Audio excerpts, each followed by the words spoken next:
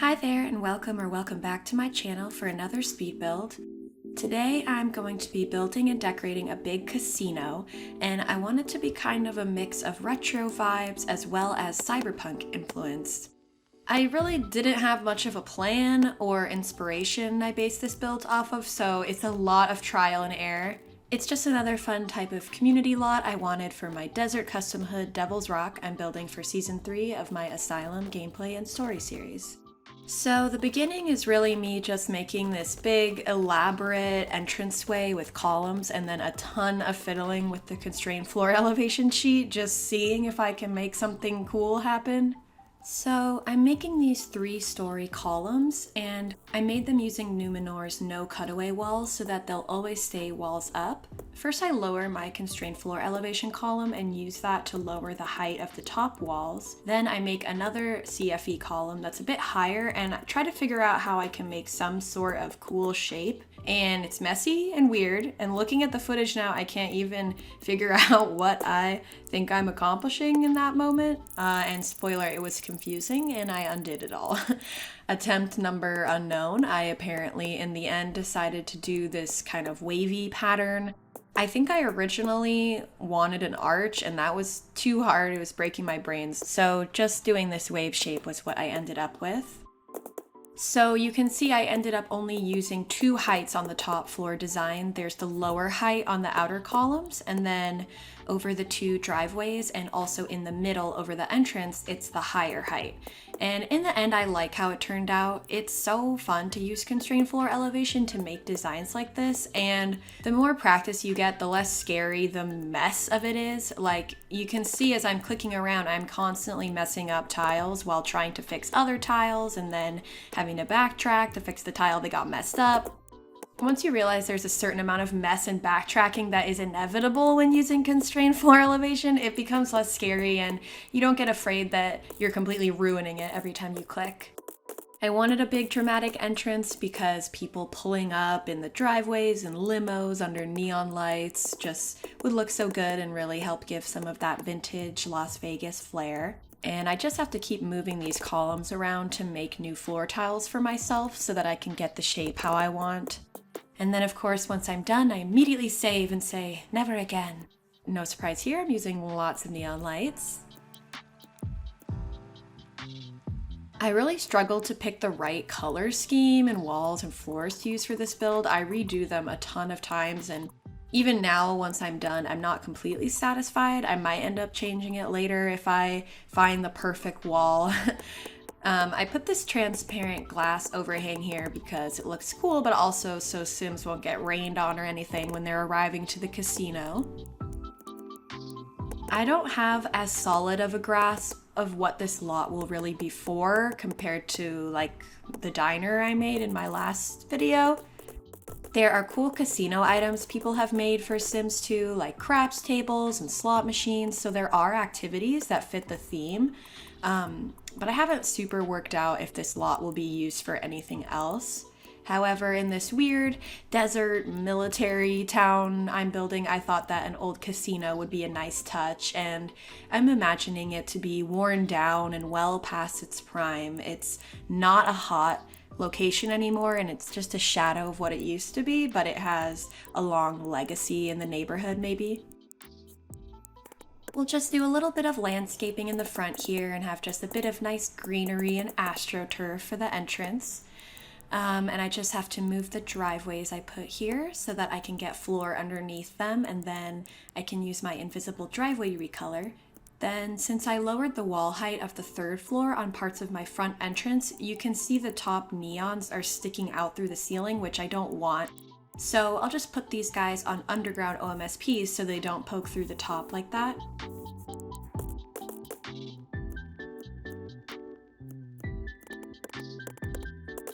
And then suddenly the vibe out here gets very different. I do like it, the vintage pastel vibe, and for some reason the baby blue and chrome just kept calling to me, and every time I tried to change it, I would change it back. So in the end, the outside is this retro baby blue scheme, and the inside ends up very different and not matching it at all. I also learned not too long ago that if you hold the escape key and click using the terrain paint tool, it will erase the terrain paint, which is incredibly useful, and I never knew that.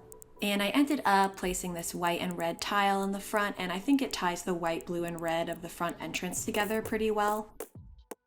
I love feeling so free now to build huge buildings with inaccessible floors. As a kid, I remember you'd build a big house or building and it would be really hard to furnish it all, and now I just don't care anymore. I'll have 2, even 3 stories that are just there for the vibe, just there for the silhouette, no stairs, no wall coverings, no floor, nothing. The high roller set at Mod The Sims is really cute and fun. It's a big casino set collaboration, and it comes with these letters to build your own neon sign. So I just made a little fake sign here with the name. I had randomly named the lot Lucky Planet when I placed it down, and so that's the name I'm going with in my head.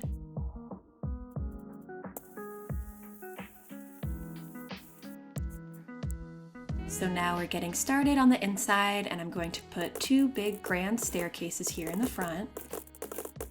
I was a monster and I made this elaborate diamond floor pattern, and then I was like, I don't even really like it, but it's gonna take a long time if I change my mind and want to redo it. So the diamond pattern remains even though the floors change a lot, but yeah, I'm still not sure on the floors. I don't know. I'm making a little entranceway here, and ever since I started using Numenor's no cutaway walls, I've really been loving Buggybooz nooks and niches even more, and finding them a lot easier to use, because if you put them on a no cutaway wall, you'll never see the niche from the back with the walls down, which was always something that annoyed me, that they didn't go up and down with the walls. But now that I am using lots of no cutaway walls, it's really fun to combine them and make these built-ins with nooks and niches, and since the wall never minimizes, it never really ruins that illusion. And so I found it a lot easier to incorporate them into my builds. We'll put some nice glamorous seating here where guests can sit and chat. And thank God I found some black stair recolors of these stairs, because wow, the Maxis colors are hurtful to me. I'm pretty sure these stair colors are by Michelle at Mod The Sims. And then on either side of the building here are the bathrooms, and I'm just continuing the nooks and niches motif over here to tie this whole side of the building together. So what originally inspired me to make it more like cyberpunk and robot-y was these really cute robot blackjack table objects. I imagined the blackjack robot guy as a bartender, so I'm just building a big elaborate fake bar area for him, and I'm going to put a usable bar on either side where Sims can actually get drinks. Unsurprisingly, probably, I played a lot of Animal Crossing New Horizons when it came out, and I really had fun mixing different objects together, like wooden stalls and chairs and terraformed cliffs to make fake stores or restaurants or things like that all over my island. And I feel like that mentality traveled back with me to The Sims, and especially with the Shiftable Everything mod by Lamare, which I always say Lemaire, and I'm pretty sure I'm saying it wrong, so I apologize.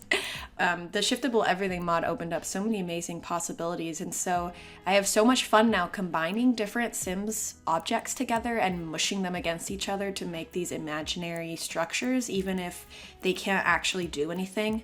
Like in Animal Crossing New Horizons, where none of the objects did anything, but that's a topic for another day. These are Spavik and Sim Wardrobe's columns repository to Buggybooz Nooks and Niches by Hafizazale. I'm falling apart, guys. And it was the first time I ever used them, but so far I like them a lot, and I hope to use them more in the future. It's so great to have them repoed to Nooks and Niches because I already have so many colors of it. And those 42 bottle walls I use all the time worked great in this robot bar. And he really looks so nice and polite, like he's gonna make you a great drink, but he's not. Gotta add in some wire and some pipes for good measure. And I'm gonna hide these pink neon discs up inside the bar nook so that they add a kind of nice pink undertone. All old bars need a grimy mirror behind them, so I put a mirror and these dirty wall overlays. And then I'm adding these sci-fi panels by Synaptic Sims that I really love to either side. Then I thought any sort of club, casino type place should have little raised platforms, kind of like bottle service area vibe. And then I added lots of TVs and little screens so that guys can sit up here and watch every horse racetrack happening across the world at once and bet on them from the comfort of their little raised platform. I thought it looked cool to have these plants hanging down from the TVs, but then I forgot that I shifted them too low, and so when I went to live mode at night, the plants got like way too dark, so I'll probably end up replacing them. And then these people really need somewhere to gamble in here, so I'll put some poker tables over here. I can't resist leaving a couple smoke effect details around, so I'm putting this ashtray item on a walkthrough block just in case before I put it up on top of the poker table. And then I'm putting a smoke effect by Sophie David at Mod The Sims on top. Here I'm using the floor edges from Honeywell's bespoke build set over the gross little edge of floor here at the stage. Finally, now half of my diamond floor gets destroyed. I couldn't make it work over here, so I just made the whole floor here black for now. And I ended up swapping out the glowing green counters in the center for some metal ones from Buggybooz Kitchen Basics set. I think it was just a bit too neon over here probably, and I wanted to break up the color a bit. Wow, too neon, not a sentence that I anticipated myself saying. Then over here, I'll recreate most of the other platform, but instead of the TVs, I'm gonna put a piano so that they can have a jazz guy playing tunes. And I added dirty floor overlays, but they're on a black floor, so they aren't very visible. Then I added a bunch of slot machines in the front here, and these ones are just deco. I don't actually want people to hang out in this area, so I didn't put usable ones here, but I thought the slot machines with the stools looked nice and enticing to draw people in. And I'm just giving the bathrooms identical layouts with a nice creepy green glow and fancy wall fountains. And now we can start our little upstairs area. I made 2 more little raised platforms here. At first I was annoyed because the low metal fence connects to the stage and then it like lifts up there on the end. So I decided to surround the stage in high chain link fence to hide that that's happening. I ended up combining this dice neon that comes with the High Rollers set with these space neons by Pineapple Forest, and I was like, wait, oh my god, so cute, it's Lucky Planet. That's already the name that I had come up with, so I decided that that combo of neons is the Lucky Planet logo, and so I repeated it a few times throughout the build, so that was really fun. These hologram spheres are by Blue Heaven Sims, and they're awesome. I thought they looked really cool mixed together with the cat figurines and statues, and they even slowly spin around in live mode, which I love. The vibe up here is a bit weird. I feel like to me, Cyberpunk always gives a 90s vibe, like what we would have thought was really high tech back then. Or like I associate it with a grimy club someone might go to on a show like Buffy or something. Like things look cool, but they also look kind of dirty and cheap. I'm not sure exactly how to describe what I mean, but like a club with a chain link fence and heavy velvet curtains next to each other, like thick cigarette smoke, broken computer panel walls. So I wanted the upstairs to have that kind of like grimy sci-fi 90s TV show sort of vibe, if that makes sense. And so I gated off this area so it can be only for the fanciest of fancy casino guys, and here's a little nectar bar for them to use, and some posters of these lovely ladies. And then these are the slot machines that are from the High Roller set. They're really fun and cool, so I made sure to include them over here. And over here is a fail. I just put a pool table because I didn't know what to put there, and no, they cannot use it. They get confused and mad when I try to make them. I might end up changing it out and maybe like putting an stairs to an office upstairs or something there. I'm not exactly sure. And I did love these crazy glamorous curtain walls I found online. I ended up making the walls in the fenced in areas a dark blue curtain, but I did love this insane gold one. I was like, oh god, I kind of love it. It makes this room look so weird, but I ended up chickening out. And yeah, I'm not sure exactly what the significance of the lion statues with the big spinning holograms around them is, but apparently whoever owns this place just really likes them and put them everywhere. This place wasn't looking quite as grungy as I want, so I threw some more last minute wall and floor grime overlays on there.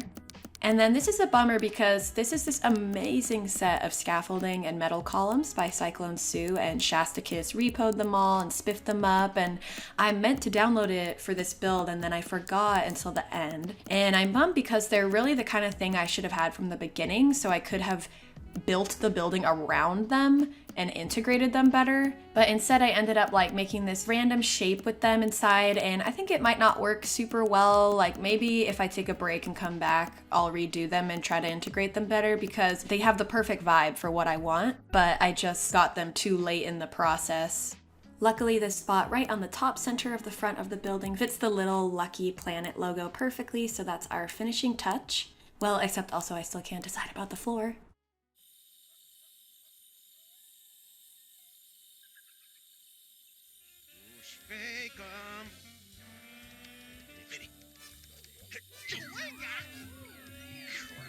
So thanks so much for joining me today while I built Lucky Planet. Definitely the inside aesthetic is different than the outside. I guess whoever owns it now really just has a unique design sense. Doesn't seem like there's too many people hanging out here, but I guess this town is pretty empty these days.